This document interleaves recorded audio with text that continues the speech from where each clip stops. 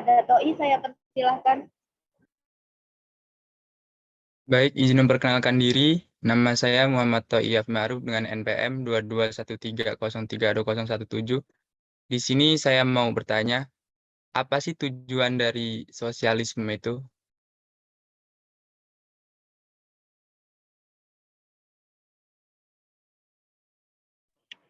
Baik, terima kasih untuk 3 orang penanya. Beri kami waktu 3 menit untuk mendiskusikan jawaban dari 3 pertanyaan tersebut.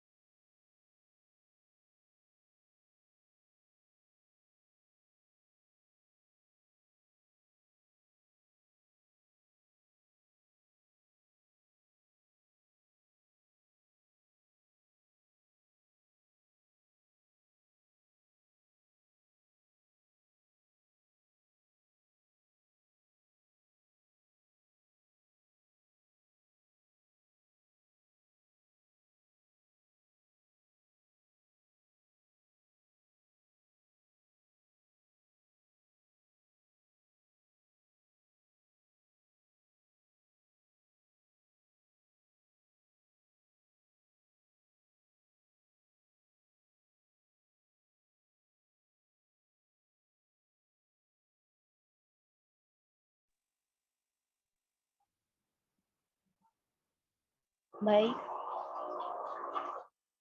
kami akan menjawab pertanyaan dari Ara terlebih dahulu. Kepada Nufus yang akan menjawab, saya persilahkan.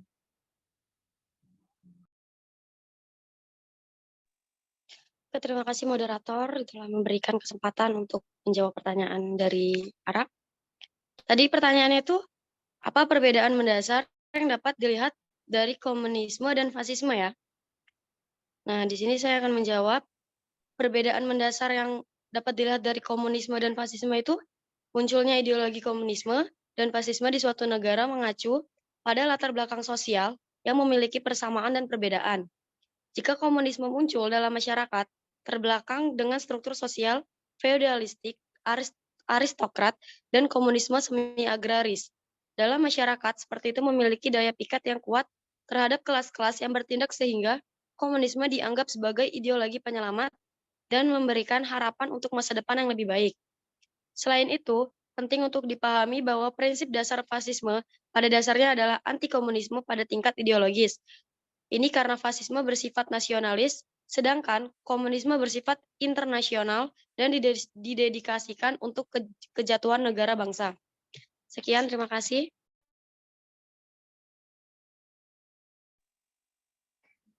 Dari jawaban dari kelompok kami, apakah ada yang ingin menambahkan?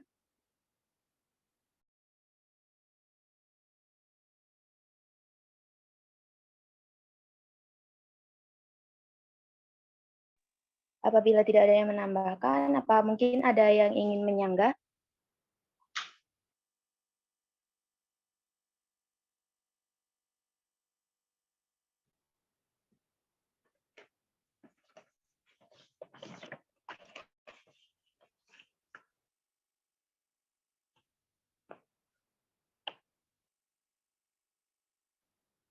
Baik, kami harap dapat diterima jawabannya. Pertanyaan kedua yang akan dijawab oleh Mona. Saya persilakan kepada Mona. Terima kasih moderator. Baik, di sini saya akan menjawab pertanyaan dari Jelis yang pertanyaannya, apa yang akan terjadi jika suatu negara menggunakan paham sosialisme? Dalam suatu negara yang menggunakan paham sosialis sebagai ideologinya, maka apapun yang dilakukan, baik secara aspek ekonomi, politik, sosial, untuk kepentingan bersama, terutama untuk kepentingan rakyat. Sebab sosialisme ialah suatu pemikiran yang digunakan untuk menghapus kelas-kelas sosial dan sosialisme. Ini dalam menjalankan kehidupannya digunakan untuk kepentingan bersama. Hal ini menunjukkan bahwa sumber daya alam dan infrastruktur suatu bangsa dapat dimanfaatkan oleh siapa saja tanpa memandang kelas. Terima kasih. Terima kasih, Mona. Dari jawaban yang telah Mona sampaikan, apakah ada yang ingin menambahkan atau menyanggah?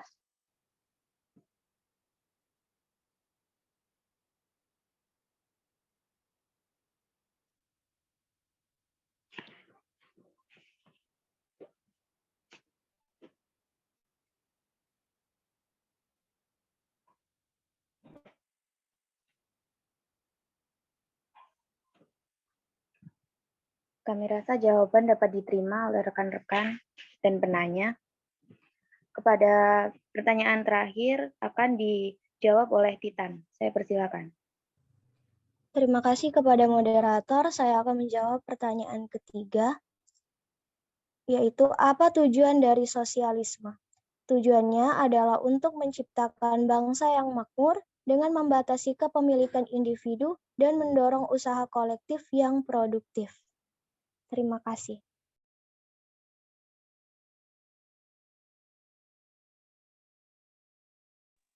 Terima kasih Titan atas jawabannya. Dari jawaban yang telah Titan sampaikan, apakah dari rekan-rekan ada yang ingin menambahkan atau menyanggah? Izin moderator. Baik, saya persilakan kepada Untuk jawaban yang telah disampaikan Titan tadi, bisa nggak sih untuk diberikan contohnya dalam kehidupan yang ada di Indonesia gitu, atau yang pernah diketahui? Terima kasih.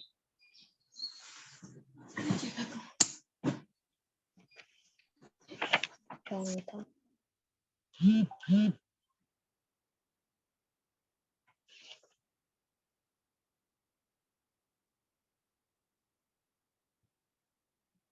Terima kasih Aisyah. Beri kami waktu untuk mendiskusikan jawabannya sebentar.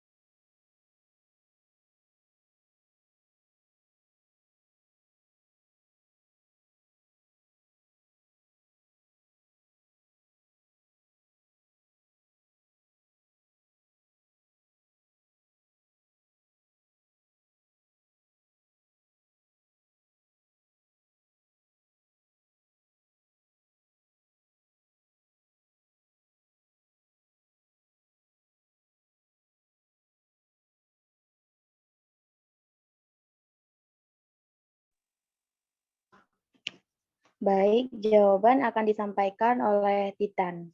Kepada Titan saya persilakan. Iya, saya akan menjawab pertanyaan dari Ais tadi. Berikan contoh dari penerapan tujuan sosialisme dalam kehidupan sehari-hari. Salah satu wujud nyata yang terus langgeng hingga kini adalah dengan hadirnya koperasi. Koperasi dibangun atas asas kekeluargaan dan kerjasama kolektif.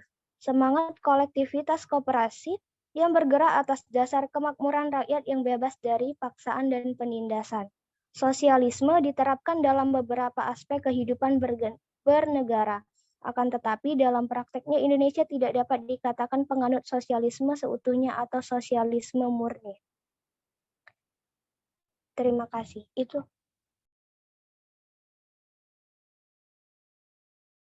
Baik, terima kasih Titan jawabannya. Baik, terima kasih Titan. Aisyah dapat diterima? Bisa, moderator. Terima kasih. Baik, terima kasih.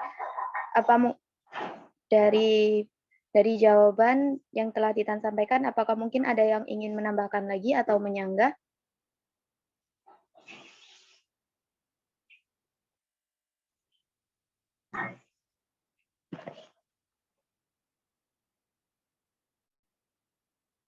Apabila cukup, izinkan saya menyampaikan kesimpulan dari presentasi kita kali ini. Kesimpulannya yaitu ideologi sosialisme adalah paham yang mengutamakan seluruh aspek kehidupan manusia secara bersama-sama dan menjadikan kebersamaan sebagai tujuan hidup manusia. Sosialisme berpendapat bahwa kepemilikan bersama, sedikit atau tanpa hak milik adalah cara hidup yang ideal. Ideologi komunisme merupakan filsafat politik, ekonomi, dan ideologi sosial yang tujuan utamanya adalah pembentukan aturan sosial ekonomi berdasarkan kepemilikan bersama atas alat produksi, tidak adanya kelas sosial, uang, negara, dan prinsip-prinsip lainnya. Fasisme adalah paham yang berpijak pada prinsip kepemimpinan dengan kekuasaan mutlak atau absolut, di mana pemerintah dan kepatuhan pemimpin berlaku tanpa terkecuali. Baik, sekian presentasi dari kelompok kami. Kurang dan lebihnya kami mohon maaf. Kami akhiri. Wassalamualaikum warahmatullahi wabarakatuh. Waalaikumsalam warahmatullahi wabarakatuh. Waalaikumsalam warahmatullahi wabarakatuh. Terima kasih, moderator.